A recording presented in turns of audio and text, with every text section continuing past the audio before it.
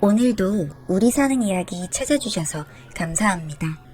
사연자분이 보내주신 이야기 시작해볼게요. 지난 제 삶을 떠올려 보면 참 힘들었던 순간들이 많았습니다. 그럼에도 불구하고 이렇게 살아내고 있는 게 참 신기하기도 하네요. 왠지 오늘은 제 이야기를 해보고 싶어 이렇게 사연을 보내봅니다. 전 엄마와 단 둘이 살았습니다. 아빠는 이름도 얼굴도 몰랐어요. 언제부터 없었던 건지도 몰랐고요.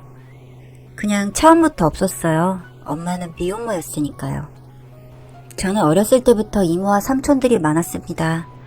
엄마는 일을 하느라 바쁘셨고 엄마의 빈자리는 이모들과 삼촌들이 채워줬었죠. 전 어릴 땐 그게 뭔지 몰랐기에 그냥 이모랑 삼촌이 많구나 생각했습니다. 점점 나이가 들면서 중학생 무렵 저는 엄마가 술을 파는 가게에서 일하는 여자라는 걸 알게 되었죠. 뭐 그런데 놀라긴 했지만 내심 저도 어느 정도는 눈치를 채고 있었던 것 같습니다. 여러 가지 감정이 들었죠. 왜 우리 엄마는 이런 일을 할까부터 시작해서 결국엔 나를 키우기 위해 이렇게 힘들게 살고 있구나까지 생각이 들면 어린 마음에도 참 슬펐던 기억이 납니다. 그런 엄마를 보며 전 앞으로 열심히 살아서 엄마에게 효도를 해야겠다고 마음을 먹었죠. 그래서 학교 생활도 더 열심히 하고 그랬어요. 그렇게 중학생 시절을 보내고 있을 때 삼촌들이 저에게 이상한 행동을 하기 시작했습니다. 저는 그 당시에는 이게 문제가 있는 행동이라는 생각을 하지 못했지만 어린 나이에도 기분이 상당히 불쾌했던 것 같습니다.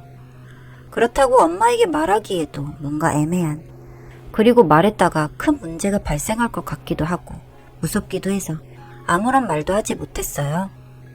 엄마와 저는 집이 따로 없었습니다.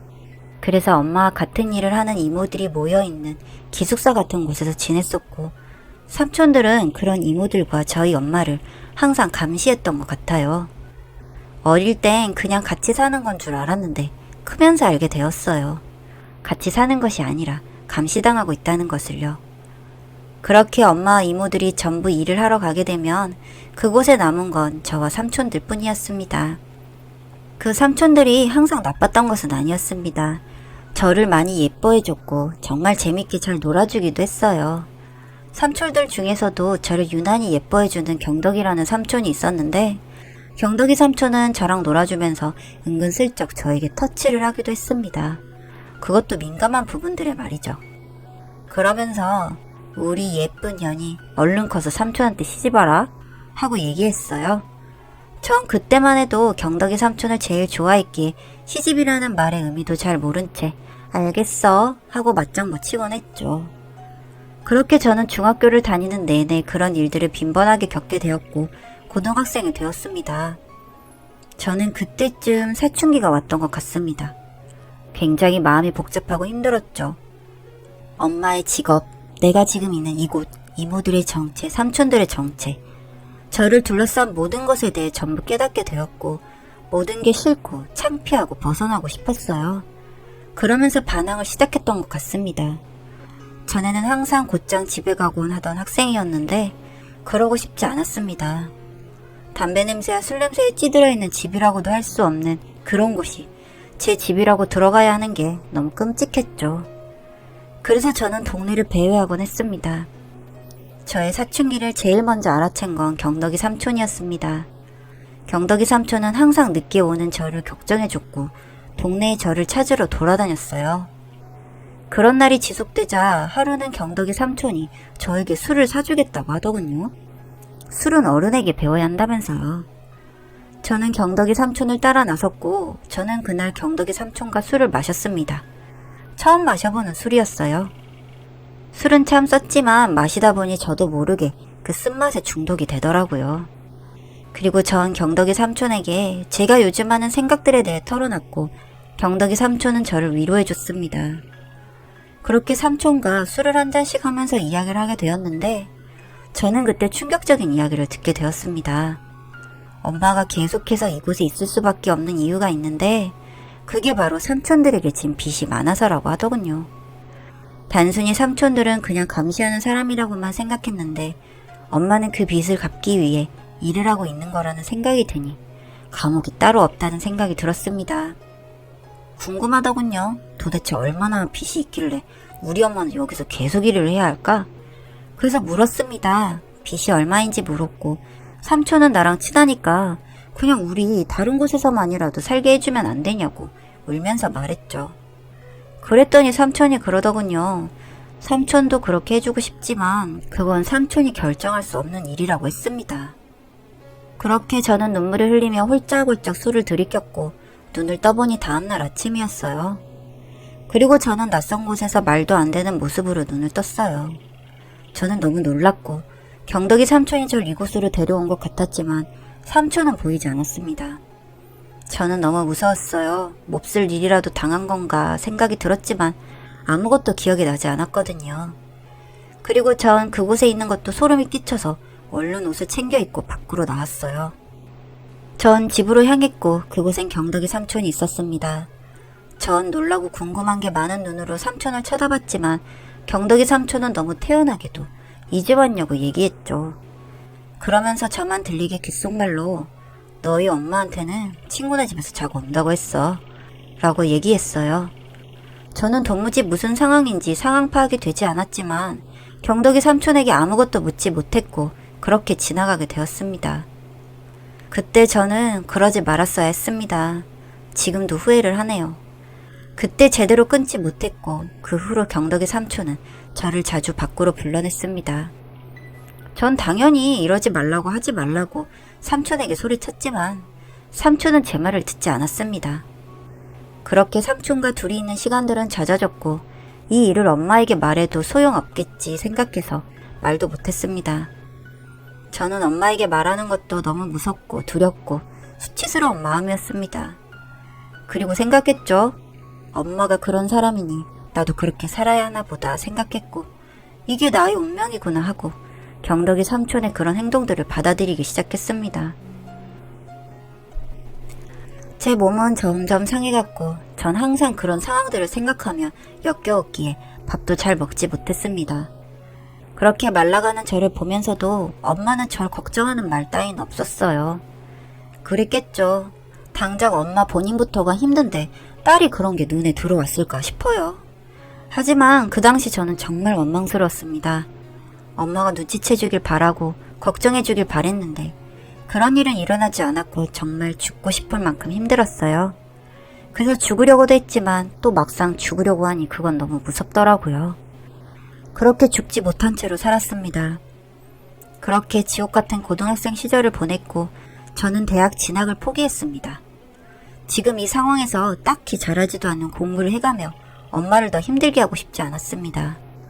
그리고 저는 돈을 벌기 위해서 동네 식당에서 알바를 시작했습니다. 혹여나 엄마가 저에게 엄마가 하는 일을 하라고 할까봐 걱정이 됐지만 다행히 엄마는 그런 말은 하지 않았어요. 함께 알바하던 알바생 중에 대학생 오빠가 있었습니다.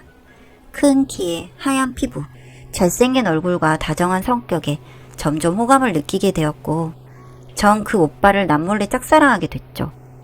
그 오빠는 휴학을 하고 용돈벌이를 하는 오빠였어요. 저와 그 오빠는 하루 종일 알바를 했기에 금방 가까워졌습니다. 그렇게 매일 보는 그 오빠를 보면서 저는 점점 더 마음이 커져만 갔습니다. 보기만 해도 너무 좋았고 제가 이제껏 봐왔던 남자들과는 달랐죠. 그리고 그 오빠를 마음에 담는 게 말도 안 되는 짓이라는 생각을 하기도 했습니다. 그 오빠에 대한 마음이 커져갈수록 저는 제 상황을 더욱 비관하게 되었습니다. 제가 성인이 되어서도 계속되었던 만행이 멈추질 않았으니까요. 전보다 줄어들었다고는 해도 그렇다고 제가 다시 태어난 것은 아니었으니까요. 그런데 정말 저에게 놀라운 일이 일어났습니다. 세상에 어느 날 오빠가 먼저 저에게 고백을 한 겁니다. 저는 가슴이 터질 것 같았죠. 너무너무 좋아서 정말 이대로 죽어도 좋겠다 생각을 했을 정도였어요. 그렇게 너무 좋았지만 저는 그 오빠의 마음을 받아줄 순 없었습니다. 제가 그럼 안 되는 거죠. 어떻게 저 같은 애가 그 오빠의 마음을 받아주고 같이 사랑을 할 수 있겠어요. 그런 생각이 들자 너무 화가 나고 슬프고 분노와 증오, 갖가지 감정이 섞여서 눈물이 흐르기 시작했습니다. 그냥 어떻게 그칠 수도 없는 그런 눈물이 흘렸죠. 뭐라고 할 줄 알았던 그 오빠는 그 상황에서도 아무것도 묻지 않고 그런 저를 안아주었고 오히려 제가 편히 울 수 있게 배려해 주었습니다. 그런 오빠의 품에서 저는 한참 울었던 것 같습니다. 그렇게 저는 진정이 좀 되고 나니 그 오빠와 이야기를 해야겠다 생각했습니다. 근처 놀이터 그네에 앉아서 이야기를 했고 저희 상황에 대해서도 더함도 덜함도 없이 그대로 말을 했습니다. 저를 경멸의 눈으로 바라볼 줄 알았던 오빠는 오히려 저를 위로해주며 자기 일처럼 화를 냈습니다. 세상 태어나 처음 느껴보는 감정이었죠. 엄마도 저의 힘듦에 위로라고는 해주지 않았는데 가족도 아닌 이 오빠가 날 위로해준다니. 그렇게 이야기를 한참 들어주던 그 오빠가 그러더군요. 오빠네 아빠가 경찰이며 아빠에게 말하면 분명히 절 도와줄 거라고요. 하지만 저는 너무 무서웠습니다. 그렇게 했을 때 그 뒤에 제가 감당해야 할 일들을 생각하면 너무 무서웠습니다. 그래서 저는 오빠에게 말이라도 고맙다고 하며 생각해보겠다고 하며 오빠와 헤어져서 전 집으로 갔습니다. 그런데 집으로 향하는 길에 저 멀리서 누군가가 있더군요. 점점 가까이 다가갈수록 제가 아는 그 두 사람이었습니다. 이야기를 나누는 두 사람은 바로 엄마와 경덕의 삼촌이었죠. 그 둘은 심각한 대화가 오고 가는 것 같았고 저는 왜인지 그 이야기를 듣고 싶었습니다. 왜냐면 대화 중에 제 이름이 들렸거든요. 그리고 듣게 된 대화 내용은 너무 충격적이었습니다. 아니, 이 정도면 다 갚아진 거 아니니? 은희가 그 정도 했으면 다 된 거 아니야? 어떻게 된 게 너한테 빌린 돈이 이렇게 줄어들질 않니? 뭐 이 정도 가지고 난리야. 아직 멀었어. 괜한 꼼수 부리지 말고 딸 자식이나 잘 키워. 가만 듣다 보니 엄마의 빚은 전부 경덕이 삼촌에게 빌린 것이었죠. 그 빚을 조금이라도 청산하는 조건으로 시킨 것이 바로 엄마였다는 것이었습니다. 아, 그래서 엄마는 나의 힘듦을 알고서도 모르는 척 했구나. 그 돈이라는 것을 갚아보려고 그렇게 날 만든 거구나. 전 그 자리에서 털썩 주저앉고 말았습니다. 다리에 힘이 들어가지 않았고 세상에 혼자 남겨진 것 같았습니다. 날 위해 살고 있다고 생각했던 엄마가 사실은 자신이 살기 위해 절 죽이고 있었다는 사실을 알게 되자 저는 정말 미쳐버릴 것 같았습니다. 분노가 치밀어 오르고 죽이고 싶었죠. 하지만 내가 뭘 할 수 있을까 생각하니 할 수 있는 게 없더군요. 그리고 나서 생각하니 그 오빠가 한 이야기가 생각이 났습니다. 저는 그렇게 오빠에게 전화를 걸었습니다. 그 둘의 대화 내용에 대해서 오빠에게 이야기를 했습니다. 저는 누구에게라도 말할 사람이 필요했으니까요. 너무 두려웠습니다. 날 가장 위해줄 것이라 생각했던 엄마마저도 절 버린 것이었으니까요. 오빠는 제 이야기를 듣더니 자신이 말한 대로 하자고 하더군요. 아빠에게 말씀드려서 일을 해결해보는 게 어떻겠냐고요. 알겠다고 했습니다. 제가 할 수 있는 건 그 방법밖에 없었으니까요. 그렇게 저는 오빠의 도움을 받게 되었습니다. 오빠와 오빠 부모님들은 당장 그곳에서부터 나오라고 해주셨고 본인들의 집에서 지내자고 하셨습니다. 저의 이야기를 듣고 절 받아주신 거죠. 저와 동갑내기였던 오빠의 친여동생 방에서 신세를 지면서 그렇게 지내게 되었습니다.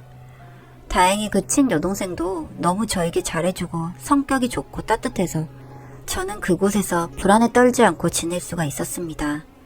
그리고 오빠의 아버지 덕분에 바로 수사에 착수하게 되었고 저는 알바도 그만두고 그냥 오빠 집에서 먹고 자는 생활을 했습니다. 수사 과정 중 제 이야기를 해야 할 일도 많은데 서로 마주치기라도 할까봐 저는 밤에 잠도 못 잤습니다. 극도의 불안감에 시달렸으니까요.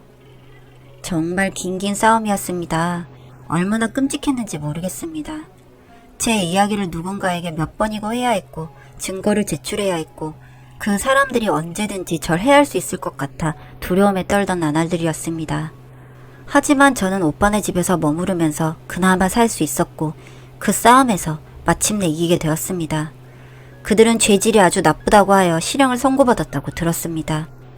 그래도 엄마였던 그 사람이 그렇게 되었다고 했을 땐 한편으로는 마음이 아프기도 했지만 또 그만큼의 배신감 또한 너무너무 컸습니다. 아무도 용서하지 못했습니다. 지금까지도요. 여튼 저는 그렇게 일이 마무리될 때까지 오빠네 집에 신세를 지게 되었습니다. 하지만 일이 해결되고 나서까지 그곳에 있을 수는 없었어요. 하지만 집도 돈도 없는 저인 걸 알아서 오빠네 부모님은 계속 집에서 함께 지내길 권유하셨습니다. 참 고마운 분들이죠. 하지만 저는 거부하고 홀로서기를 하자고 다짐을 했습니다. 이런 제 마음까지도 그분들은 헤아려 주시면서 저에게 빌려준다 하시며 돈을 마련해 주셨고, 저는 염치 없지만 꼭 갚겠다는 마음으로 오빠네 집 근처에 작은 원룸을 구했습니다. 그 이후로도 저희는 계속해서 왕래하며 지내게 되었죠. 제가 짝사랑했던 오빠였지만 이런 상황들을 다 오픈하게 되면서부터 그 오빠와의 연애는 꿈도 꾸지 않았습니다. 저런 애가 그래선 안 되죠. 은혜를 이런 식으로 갚는 건 아니라고 생각을 했기 때문에 그냥 그렇게 저희는 친남매처럼 지냈습니다. 오빠네 부모님도 그런 저희를 그저 바라봐 주셨죠. 사실 저는 이분들이 참 대단하다고 느낀 게, 아무리 도움을 주기 위해서 데리고 왔다곤 하지만 정말 잘해주셨거든요. 그리고 오빠가 저에게 호감이 있어 했다는 것도 알고 있는 상태셨으니까요. 그런데도 저를 내치지 않고 받아주시고 따뜻하게 해주신다는 게 정말 아무나 할 수 없는 일이라는 생각을 했었습니다. 그리고 절대 그분들을 배신하지 않겠다고 혼자 다짐을 했었죠. 그래서 계속해서 오빠가 보여주는 마음을 다 쳐냈습니다. 저도 너무너무 오빠를 좋아했고 제 모든 걸 줄 수 있고 목숨까지도 줄 수 있다고 생각했습니다만, 이런 제 마음마저도 너무 무서운 마음이라 생각했습니다. 물론 사랑도 있지만 나를 구해준 사람이니 더욱더 집착하게 될 수도 있다는 생각에 제 스스로를 많이 다그쳤던 것 같습니다. 하지만 정확히 10년 후 오빠는 가족들이 모두 모여있는 곳에서 저에게 청혼을 했습니다. 이미 부모님께는 허락까지 받아놓은 상태였던 거예요. 가족들의 축하를 받으며 저는 그 청혼을 받아들였습니다. 어떻게 저 같은 것을 며느리로 받아주실 생각과 아내로 맞이할 생각을 할 수가 있었는지, 지금도 저는 그 마음들이 너무 무한히 넓게 느껴져 감히 헤아릴 수조차 없습니다. 그렇게 저희는 결혼을 했고 아이도 하나 낳았습니다. 그렇게 저는 어둡고 두려웠던 과거 따위는 없었던 사람처럼 그렇게 평범하게 사랑받고 사랑을 주며 살고 있습니다. 어릴 땐 이런 일상들이 저에겐 절대 있을 수 없는 일이라 생각했었거든요. 그런 생각들을 하면 지금도 목이 메이고 눈물이 흐릅니다. 전 절 사람답게 살 수 있게 해준 남편과 시부모님과 함께 남은 날들을 정말 행복하게만 아껴드리며 지내려고요. 저는 참 행복한 사람입니다. 제 이야기 들어주셔서 감사합니다.